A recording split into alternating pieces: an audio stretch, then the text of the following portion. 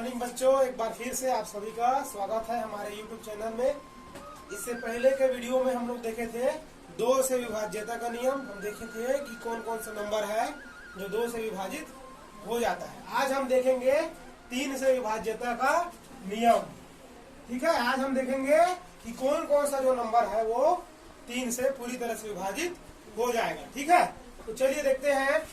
यदि किसी संख्या के अंकों का योग 3 या 6 या 9 हो, यदि किसी संख्या के अंकों का योग 3, 6 या 9 हो, तो वह संख्या 3 से पूरी तरह से विभाजित हो जाता है।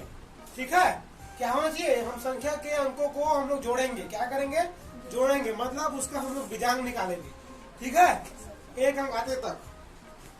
तो चलिए हम लोग उदाहरण देखते हैं। जैसे कि पहला उदाहरण हमारा 102। ठीक है, 102 को हम 3 से विभाजित करेंगे। ठीक है, देखते हैं ये पूरी तरह से विभाजित हो पाता है कि नहीं। तो इसके लिए हम क्या करेंगे? जो 201 है उसको पूरा उसके अंकों को जोड़ेंगे।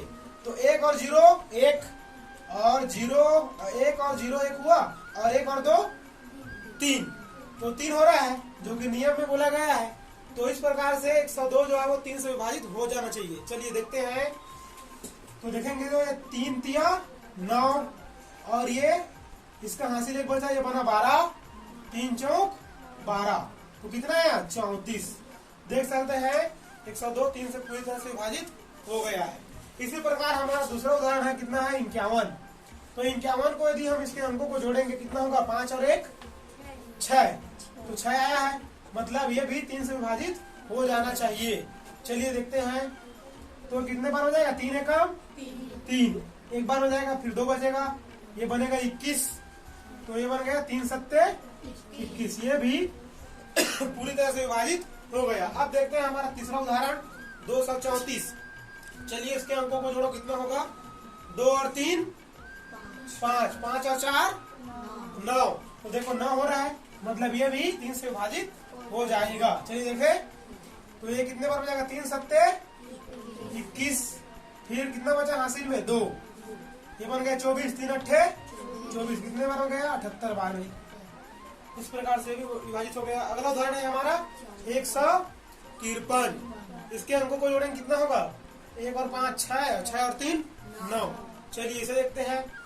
फिर 3 पंचे 15, और ये 3 एकम 3, ये भी पूरी तरह से विभाजित हो गया। अब हम लोग देखेंगे 6 से विभाज्यता के नियम। देखेंगे कि कौन कौन सा संख्या है वो 6 से विभाजित हो जाएगा।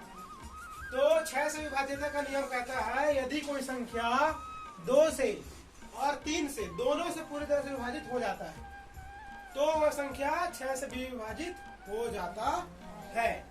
ठीक है, हम लोग चेक करेंगे कि यदि कोई संख्या 2 से विभाजित हो रहा है कि नहीं और 3 से विभाजित हो रहा है कि नहीं। यदि दोनों से विभाजित होगा तब जाकर ही वो संख्या 6 से विभाजित होगा। तो चलिए आइए देखते हैं। पहला उदाहरण है हमारा 24। हम लोग देखते हैं 24 6 से भाग होगा कि नहीं। तो इसके पहले हम चेक करेंगे कि जो 24 है वो 2 से विभाजित होगा कि नहीं। तो हम जानते हैं 2 से विभाज्यता का नियम कहता है कि जो संख्या है उसका इकाई क्या होना चाहिए? 0 2 4 6 8। तो देख सकते हैं यहाँ पर 4 है, तो इस प्रकार से ये 2 से विभाजित हो जाएगा। 3 से विभाज्यता का नियम कहता है कि संख्या के अंकों का योग कितना होना चाहिए? 3 6 या 9, तो 2 और 4 मतलब 6 हो रहा है। तो इस प्रकार से जो 24 है वो 2 से विभाजित हो जा रहा है और 3 से भी विभाजित हो जा रहा है, इसलिए 6 से विभाजित हो जाएगा। देखते हैं हम लोग कितने बार हो जाएगा?